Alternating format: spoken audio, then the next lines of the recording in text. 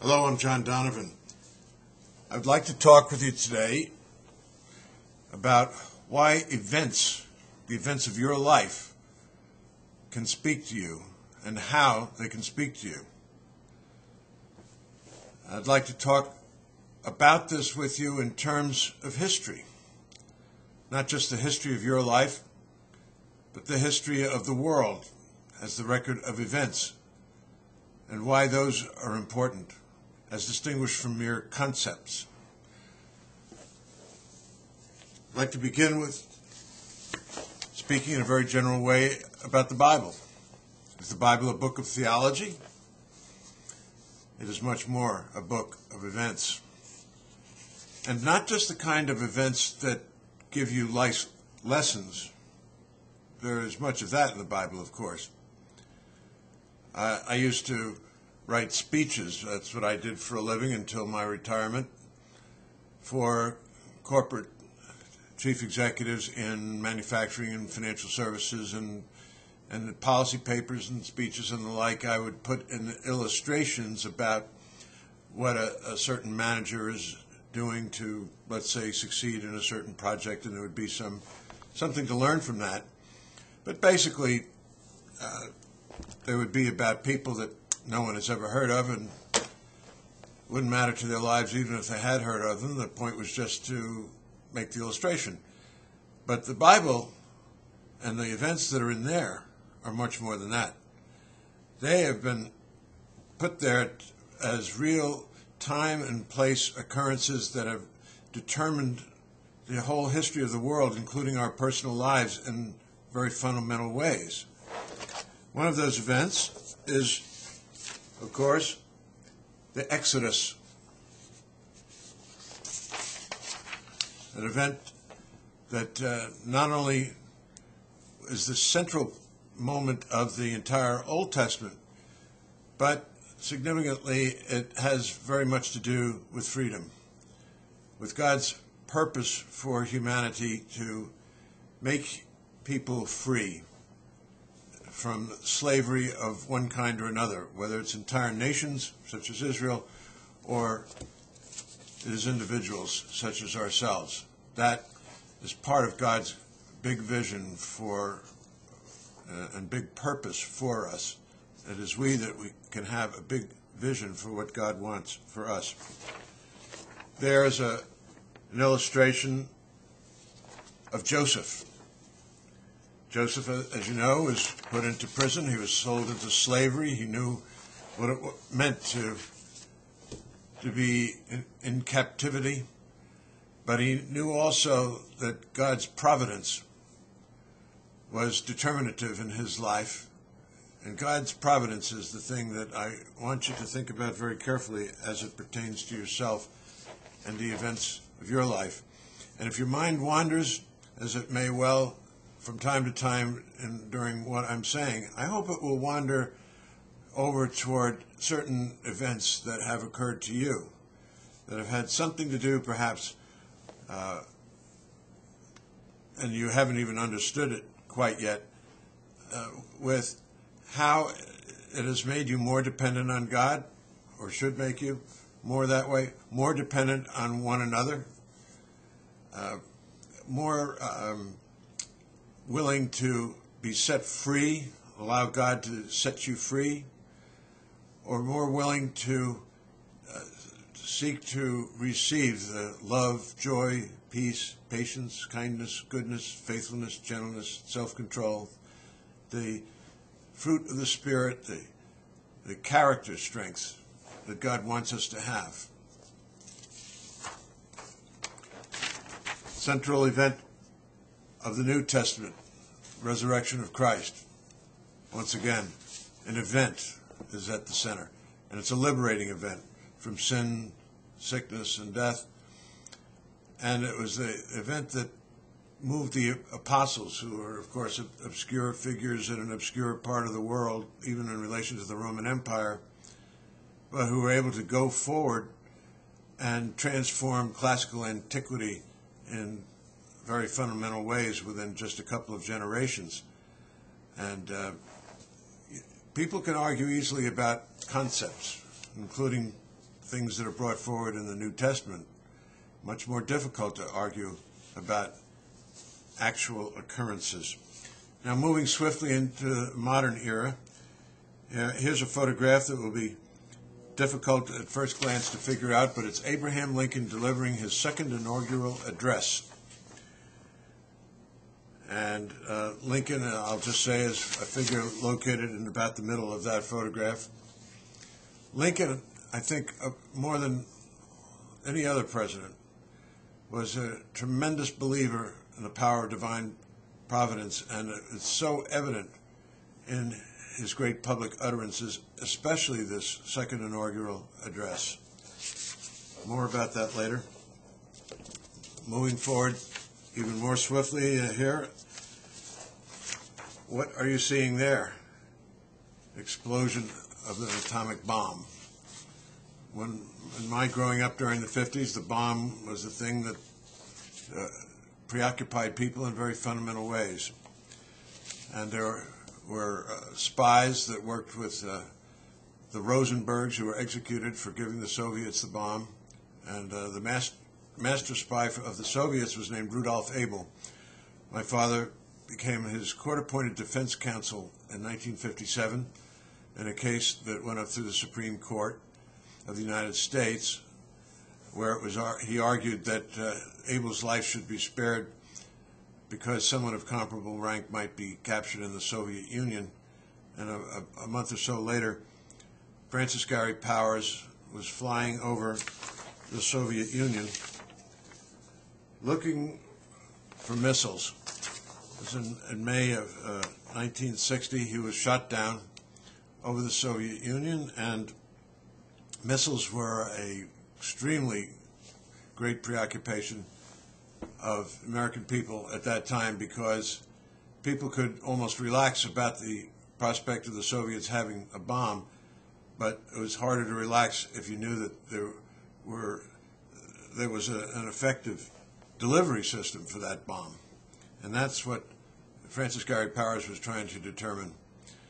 Those two figures, Colonel Abel and Francis Gary Powers, were exchanged as spies on a bridge between East and West Berlin in 1962 in a deal negotiated with the Soviets by my father. Shortly after that, we had the attack at the Bay of Pigs. And Cuban exiles, as you may know, trained by the CIA, attacked Castro's government at a place called the Bay of Pigs in the south coast of Cuba. They were captured and held for 18 months, and my father negotiated their release. Later the same year that negotiated the release of Francis Gary Powers, he negotiated the release of 1,150 prisoners from Cuba. And shortly after that, and shortly after the most dangerous event in history, the Cuban Missile Crisis, he took me down to Cuba. I was his 18-year-old son, and I was a kind of peace hostage, if you will. The Cubans were saying that perhaps my father was a mere decoy for an impending American invasion, in particular because then the missiles had been removed. And so my father, as a gesture of confidence, took me down there. We traveled with Castro and had many, many hours of interesting conversations with Castro during this time, and we came home with 23 United States prisoners. As you can see, my preoccupation here is with liberation and with prisoners, but it is also with security. Those two great themes of the Cold War also really happen to be the two great themes of our personal lives that define, in many ways, what God wants for us, defining what his vision is for our lives, and helping us to understand his purpose in allowing for some of the difficulties in our lives, and allowing, for that matter, also for the good things in our lives. Here's a photograph of those prisoners, some of them, who were in the Isle of Pines off Cuba for 18 months and then liberated finally in Christmas Eve of 1962. So the following year, I took my trip to Cuba in the spring. Then in the summer, I took a trip to Europe, including Berlin. Here's a picture of President Kennedy in Berlin. You see the Brandenburg Gate behind him there. And later that year, just a couple of weeks after he gave a famous speech at the Berlin Wall, the famous Ich bin ein Berliner speech, I managed to get myself arrested at the Berlin Wall and detained for a time by the secret police of East Germany for trying to take a letter into West Germany. I'll tell you more about that because there, as in all these events, there are interesting lessons. And finally, as far as the Cold War is concerned, you see there some Marines in Vietnam. 3 years after the events I just described, I was in the Marine in Vietnam, first as an infantryman, then as a combat correspondent. And the last thing that I want to bring up as a significant event is 9/11 and the condition that we find ourselves in today. I won't be predicting the end of the world or making any other bizarre statements. I'm only making the point to you in different ways that events are significant, that you have to ponder what those events are. And now let me begin by talking about the Bay of Pigs situation, because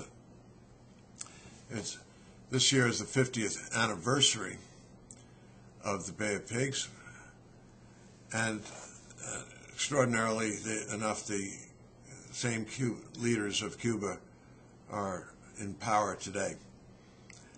I want to emphasize that point about security. That is my theme for this first talk regarding Providence. Providence being my overall theme, security and freedom being my two major themes under the heading of Providence. It is hard to imagine from today's perspective just how much people really regarded the threat of the Soviet Union in those days, and in particular with the missiles being right off our shores in Cuba. At the same time, it is difficult to imagine just how much people down in Cuba regarded the United States as a threat. They had very little understanding in general, the masses of peasants in Cuba, in any case, just how much of a prison they would gradually become down there, and just how little freedom they would have. But the exiles were recruited by the CIA.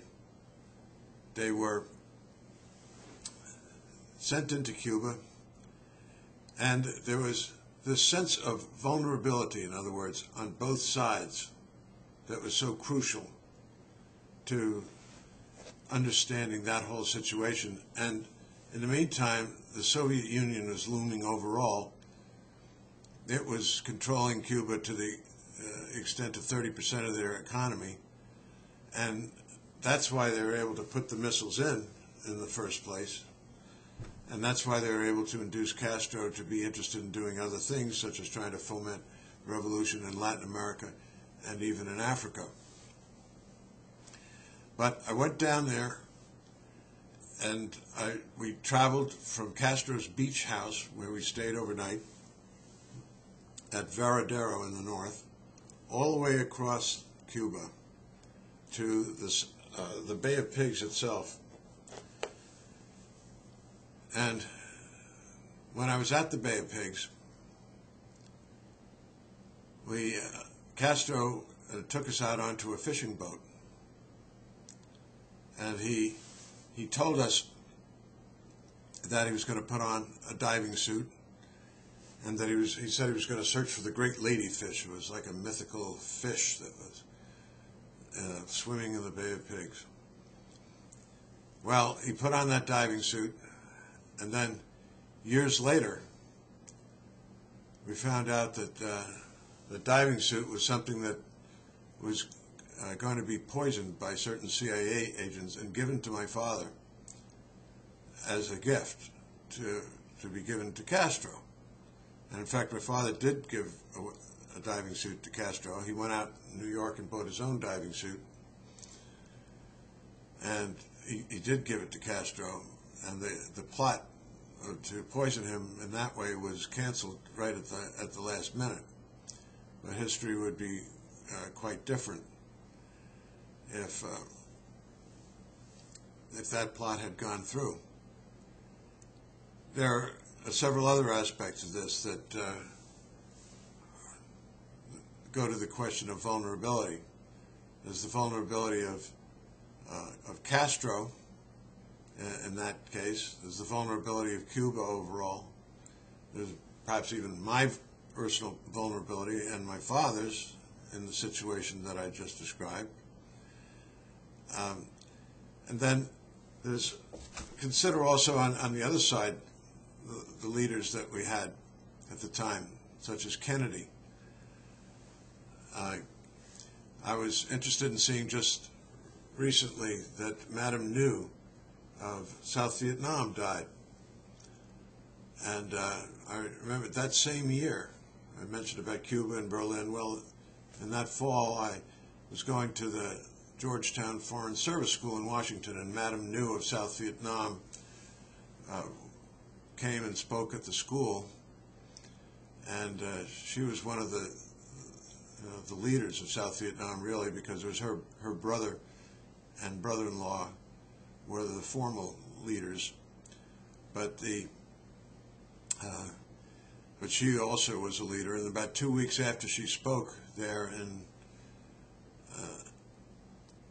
in that situation, her husband and brother-in-law got killed. There was a coup in South Vietnam, and this was November 1st of 1963. And many years later, then Defense Secretary McNamara said that he went into Kennedy's office, and Kennedy was furious because he said that Kennedy wasn't so angry about the coup in Vietnam. He was just angry that he wasn't consulted about the CIA's role in that coup. And rightfully so. It goes to the question of who is really in control. And that too, there's another life lesson there. I want you to think about, when do we know who is really in control of things? And then 3 weeks later, Kennedy himself was killed. And I remember that well, of course. Many Americans alive at that time remember where they were when that occurred. And I was in Washington. In fact, I saw the funeral procession. And I also thought back about my trip earlier that year to Cuba, because we were talking about the restoration of relations with Cuba. That was the substance of our conversations with Castro. And I was wondering if that had anything to do with the assassination. And in fact, the conspiracy theories have grown up around the idea that it had a lot to do with it. That the movie called JFK was about how American right-wingers and Cuban exiles were responsible for it. Kennedy and Nixon felt that Castro's government was responsible for that. And I wrote a letter, and there was an article about that, on that theme in one of the major magazines, and I wrote a letter the following month saying I didn't think that was likely because I was in on the conversations in which Castro was talking about normalizing relations, so I don't think he had anything personally to gain from killing Kennedy. But there were others in his government, however, that might have been responsible because they didn't want normalization of relations with the United States any more than the right-wingers in the United States did. And so possibly, in that sense, Castro wasn't in control of his own government in that way either. And they prevented normalization of relations by killing Kennedy. So all of these things are possible, and they just over and over bring up the question, who is really in control? And if we don't even understand who is in control, how are we not vulnerable? We are very vulnerable indeed. And we know that, except to the extent that we are aware of God's providence. Now let me move to another Cold War event, which is Vietnam. When I arrived there, I was a replacement machine gunner for one who had been killed. And I arrived there with a man named Chasteen. And Chasteen and I were very different people at the time because we weren't received that well. We were treated like boot campers, and I was fiercely resentful of that. Chasteen, by contrast, had this very almost supernatural calm about the whole thing. Also, we were in a small, maybe very psychologically insecure. But also we were in this small company area, which was pretty secure because there was a lot of open space around it, outside the barbed wire and so forth. And so the enemy wasn't likely to attack there because we could call in all kinds of artillery and other things. But as soon as you got out of that area and into the jungle, which was very dense, the sense of vulnerability was incredible, especially for me as a machine gunner, because having most of the firepower in our squad, the snipers were invariably homing in on me as a machine gunner. And I had a number of close calls that made me feel extremely vulnerable and insecure. So that together, though, with the other kind of psychological insecurity, made me one unhappy person. And I was very pleased to be able to connect with a couple of the other guys, especially one named Werner Wirths, who treated me very decently and gave me some reassurances also. So I was there as a machine gunner for a few months, and then I was a combat correspondent. And then I was in the hospital for a number of months with various issues. And I met Werner Wirths again when I was in the hospital because he had been wounded. And I've stayed in touch with him over the years. I was talking with him just the other day because his injuries from over there have followed him throughout his life in these 45 years. But we were talking about a big event that wiped out a lot of people in our unit after we had gone. And there was a guy in the hospital with us, in fact, who was missing an arm and a leg because of this. But one of the people that was killed in that incident was Roger Chasteen, that person who arrived with me originally.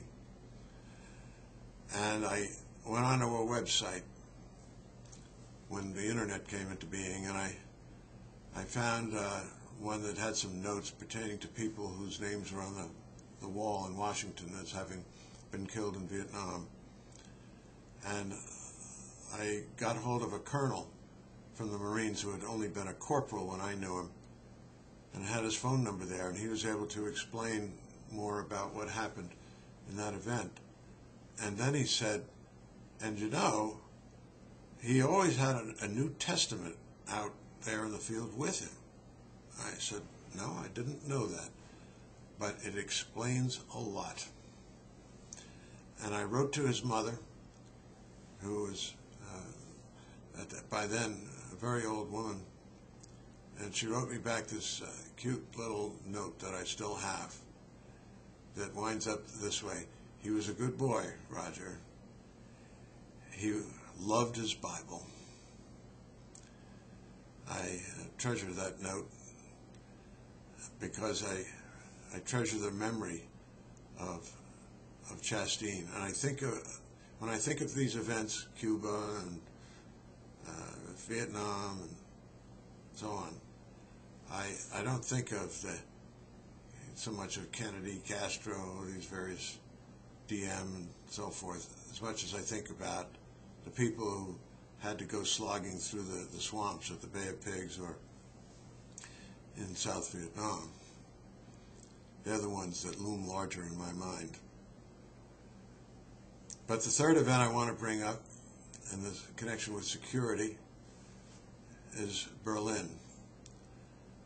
Colonel Abel and was someone who was captured, as I mentioned, in New York in the late 50s.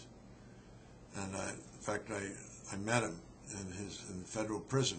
I used to go over with my father and visit him. And it was interesting just to be talking to someone who might have been the most dangerous man in the United States at that time. But in any case, as I mentioned, I was detained at the Berlin Wall, or not far from it. A young German came up to me. I was wandering alone through East Berlin, just gathering impressions about how people lived there. And he said, are you an American? And I said, yes. And he said, did you have any trouble crossing the border, or are we at the checkpoint? Were you being searched? I said, no. He said, well, would you take this letter and mail it in West Berlin, because if I mail it here in East Berlin, it won't be delivered. So somewhat naively, I guess, I said, oh, sure, just give it to me, I'll take care of it.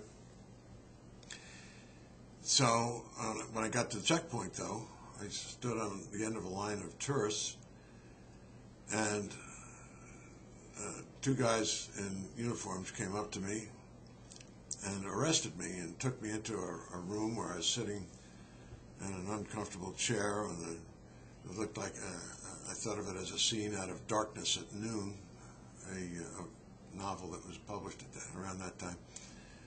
And they were interrogating me about this, just asking me over and over, essentially,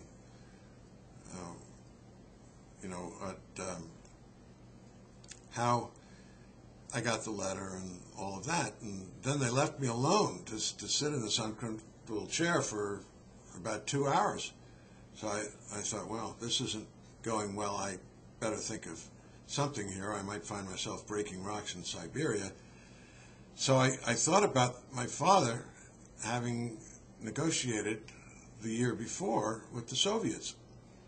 And there was a man in the Soviet embassy. He had the title of second secretary, but he was actually one of the most powerful Soviets in the whole of Eastern Europe. He was the head of the KGB for the whole of Europe, and his name was Ivan Shishkin. And but the Soviets were claiming that Abel, the spy, wasn't a Russian, that he was an East German. So when things got difficult in the negotiation, this guy Shishkin would say to my father, well, we'll have to take up that point with the East Germans. Finally, my father had enough of that and said, listen, I don't want to hear about East Germans anymore. If you want to negotiate seriously, here's my telephone number in West Berlin. You call me and I'll be back and we'll do that. They called him, he came back, and the two spies were negotiated to be released and exchanged on a bridge between East and West Berlin. So I was thinking about all of that as I sat there pondering my own fate. And so then when they came back in, this time they bumped it up a notch. There was a high-ranking military officer, and he came along with a man who spoke excellent English. They started asking me the same questions, and in a way that perhaps only an 18-year-old can talk. I said, I'll tell you what, I want to see Ivan Shishkin. I insist on seeing Ivan Shishkin. He seems to be the second secretary of the Soviet embassy, but he is really the head of the KGB for the whole of Europe. I want to see him right now. My father knows who he is. I know who he is. And let's do it. And so all of that got translated, and the officer was looking at me. And finally he went out outside the door, and I had some conversation in German out on the other side of the door. All I know is the two guys that arrested me originally came in, they lifted me up physically, kind of frog marched me down a hallway up to that line of tourists again.